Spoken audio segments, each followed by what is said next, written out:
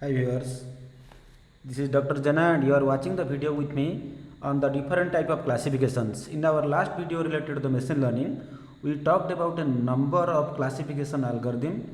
So out of that the main 7 important classification algorithm will be discussing, and today mainly we will be covering this naive based classifications. You have seen the different type of classification algorithms. We are having the naive based classification, logistic regression, decision tree, random forest, support vector machines, k nearest neighbor, k mean algorithm or k mean clustering. So these are the various type of clustering or the various type of classification algorithms are available.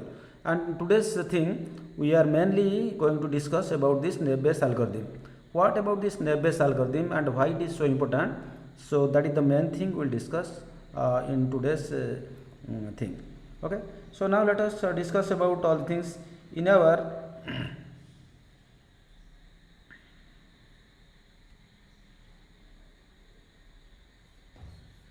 in the naive Bayes algorithm. If you see from the beginning, we will have let us have some clarity about what is this naive Bayes algorithm and how it works.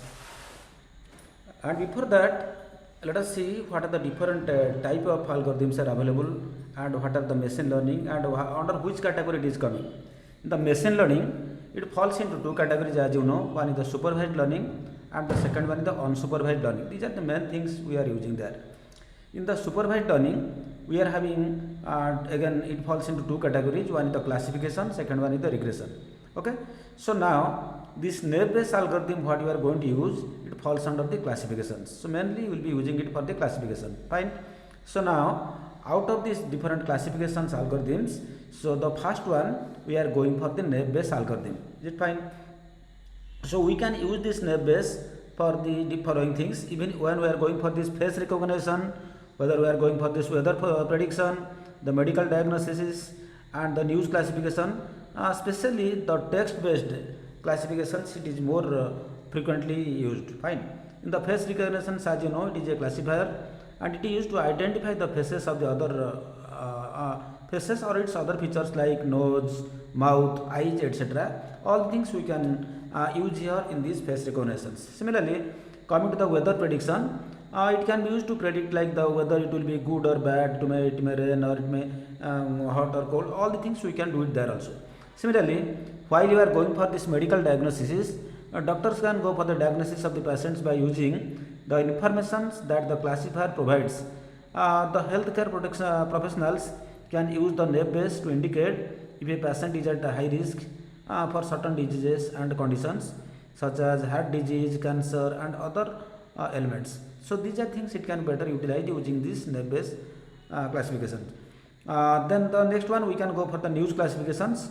With the help of the naive Bayes classifier, the Google News recognizes whether the news is a political news or a world news and so on. Right. So these are the some of the important things where we can apply this your naive Bayes algorithm. Now, what is the principle on which this naive Bayes algorithm works? Let us see that one. Right.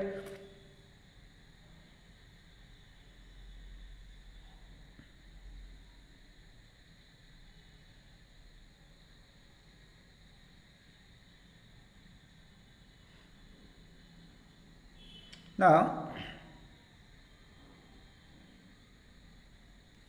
let us see about this naive Bayes algorithm. If you see it here, we consider the following examples. For suppose you are going for because I am giving you the basic concept of the probability because it is purely based on this probabilistic. Okay, probabilistic of things, right? So consider the following example. Suppose I am going for tossing of two coins. Two coins are there. I am going to toss it. If we toss two coins and look at the different positions or the possibilities, we have the sample spaces like we can have 1 minute like head there is a possibility both the coins it will come head or one head another tail or one tail another head or both tail it can come. Okay. So while calculating the math on probability, we usually denote the probability as P. P stands as the probability, right? So I can enlarge this one also if you want. Yeah. Okay. Yeah, we can use it this.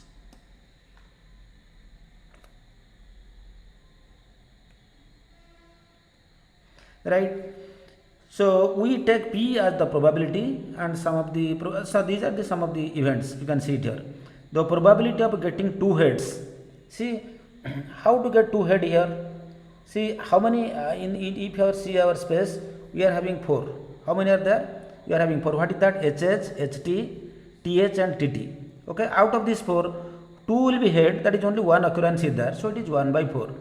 The probability of at least one tail, you see, while we go for the first head HH it is over, then HT, TH and TT at least one tail is there. So out of 4, 3 times possibility is there, so it is 3 by 4. The probability of the second coin being head,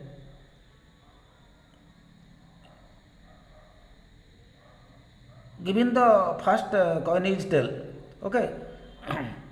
So here also you can see what is asking the probability of the second coin being head. Okay, so this out of 2 the chance is 1, so it is 1. Okay, so similarly the probability of getting two heads given the first coin, it is also similarly 1 by 2. So these are some of the basic example where we can go for the probability. Now the Bayes theorem, it gives us the conditional probability. What is that conditional probability? That means the probability of event A, given that the event B has already occurred. So in this case, the first coin toss will be B and the second coin toss will be A. Are you getting me? Again I am repeating. The Bayes theorem, it gives the conditional probability. What it gives us? It gives us the conditional probability. That means I want to find the probability of event A. Probability of event I want to find out, given that the B has already occurred. In this case, what will happen? Because while I am going for the tossing, the first coin toss will be B. The first coin toss will be B, and the second coin toss is A. Okay, we are having two coins. We are having two coins. The second coin, the first coin is B, and the second coin is A. Suppose we are taking it like this. Then how do I go for representing this probability of A, event A, B has already occurred. So it is represented by probability of A, B has already occurred, which is equal to probability of B, that A has already occurred, into probability of A divided by probability of B. Okay. So what are these that I will explain all the things. If you see it here, or I can, yeah, I can. Okay, so let me enlarge it and tell you. If you see it here, this is the conditional probability of event A when B has already occurred. Okay, then probability of B like that. Then probability of A, that is the probability of event A has occurred. Probability of B, PB has occurred. Okay. Now, if the same thing we represent it here by this formula and all things, let A be the event that the second coin is head. That means the first coin, and B the event that the first coin is a tail. So two coins are there, coin B and coin A. Suppose B is already, it has occurred, B has already come, it is a tail. Now I am asking what is the probability that of A that the second coin will toss a head. Okay, that we are going to calculate. Are you getting me? Now let A be the event that the second coin is a head and B, the probability of means second coin is a head, and probability of, why I am going for the second coin as a head? Suppose the first coin it is coming a head, then why I am going for a head? Because everybody want a head, isn't it? So now suppose the first the probability of B that event has already occurred, that it has already come a tail. Now the A be the event that the second coin is a head. Okay, that I am going to calculate. Again we reverse it because we want to know what the second event is going to be. We are going to focus on A and we are going to focus. Okay, that let us see all the things. Now the probability of A that event B has occurred is represented as probability of B A has occurred into probability of A divided by probability of B. That means what if you go for the explanation, the first one you see the probability of first coin being a tail, because first coin when a toss it has already come a tail. Given that the second coin is a head, that is represented as a probability of B that event A has occurred, right? Into I am going for the A. The probability, what is A? Probability the second coin is being a head. Okay. Then what is PB? Is the probability that first coin is a tail. It is already given, and all these things we already calculated. Already when a coin we toss it, then it will be probable, because only one coin I am going to either you go for the A or B. I am going to toss it. Okay. So the probability of A, it is half, probability of B is also half, and probability of first coin being tail, given that the second coin is head, is also half. So if you multiplied the first one divided by the third one, then 1 by 2 into 1 by 2, it is 1 by 4. 1 by 4 divided by 1 by 2, so it is coming 0.5. Are you getting me? So these are the things we can learn from these probabilities, right? Now let us see the another one. We take another example. In this example, we will be able to explain you all, right? Just bear with me 1 minute.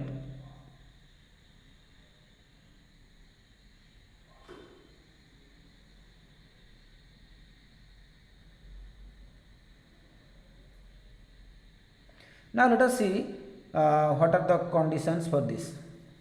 So it takes a time because it is given on this Microsoft whiteboard. Just because internet is slow, it is late. Just bear with me.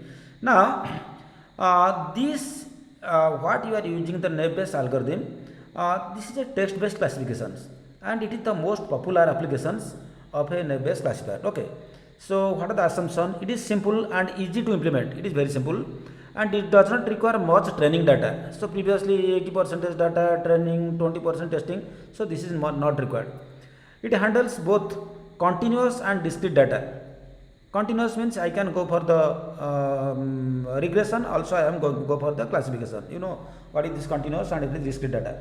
It is highly scalable with the number of predictors and the data points. So that is also one of the plus point here. And it is fast and it can use to make real-time predictions while you are going for predicting the real-time things, problems. So in that case we can also use it all things, and it is not sensitive to irrelevant features. Okay. So these are the some of the important things why we will be using this naive-Bayes algorithm, right?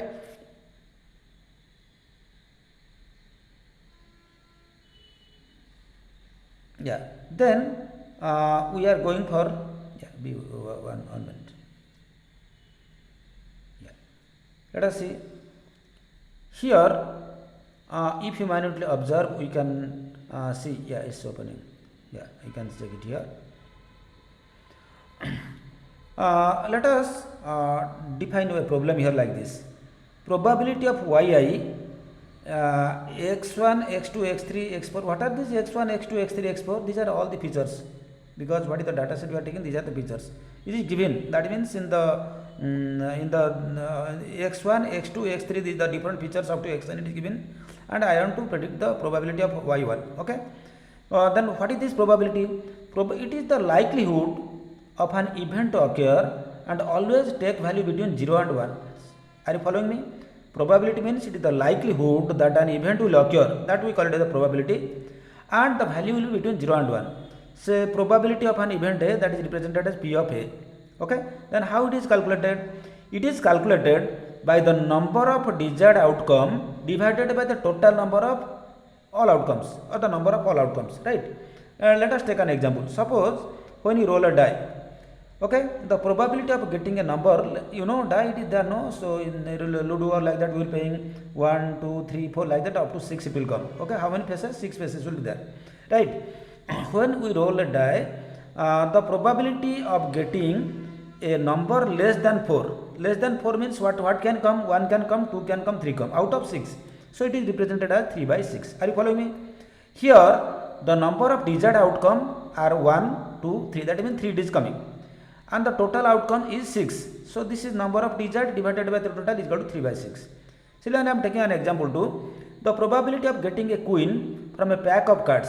Say the people who play cards, they will be say they can observe that four different type of cards are there, and each card there are 13 number of cards are there. 13 4 it is 52, right? Now the probability of getting a queen, so in each set one queen will be there, so there in the 52 4 set of a queen, 4 set will be there and 4 queens there. Okay, the probability of getting a queen from a pack of cards, it is 4 by 52, that you understand. Now we are going how we can apply this Bayes theorem. So first thing is that we are selecting the Bayes theorem. Second one, we are selecting the features like x1 x2 x3, there are up to xn number of features can be there. They are independent means the features are uncorrelated. That is the most important things you have to assume, that the features must be uncorrelated. There should not be any correlations with them. Okay, that is the conditions you have to check it there. So with this, now let us see.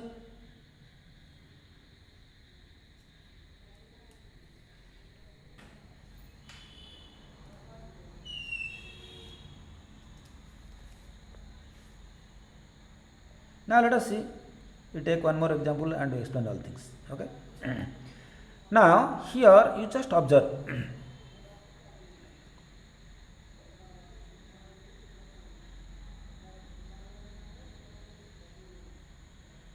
Give me 1 minute time.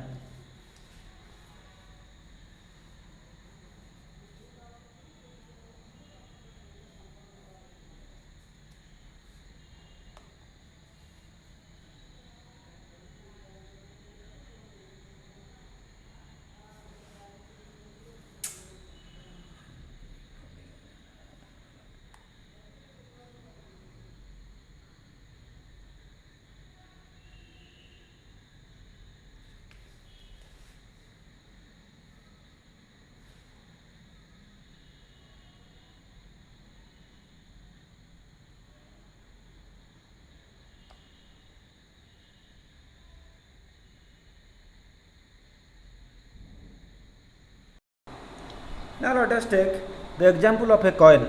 So we are going to toss a coin. So we go for head and tail. The probability of tail t is equal to 1 by 2 and h is equal to 1 by 2. Like that, suppose in a die, suppose I want to find less than 5. Okay, less than 5. What are the things that it can come? 1, 2, 3, 4. Then it will be 4 by 6 because total is 6 and it is possibility is your 4 by 6. Now what is this conditional probability? Now let us see what is this conditional probability. So probability of event A, given that event B has already occurred, what I already told you. Okay, then here the probability of event occurring together we are having two. One is for the independent and another is for the dependent. What I am talking about, these features and all things are there. Okay, the probability of A intersection B. So these things are taken jointly, which is equal to P of A into P of B. Okay, it is for independent. If it is for dependent, then it is P of A into P of B has occurred, probability of B when A has already occurred. Okay, or B by A, whatever you write it there, right? So then how to write this probability of A by B? Probability of A by B is written as probability of A into probability of B by A divided by probability of B. Okay, now what is this? What are these P of probability of A by B? That is the posterior probability. We call it as the posterior probability. And probability of A we call it as the class probability. And probability of B, this is the predictor probability. So these are the general things one must know before going for this different type of probabilities, right?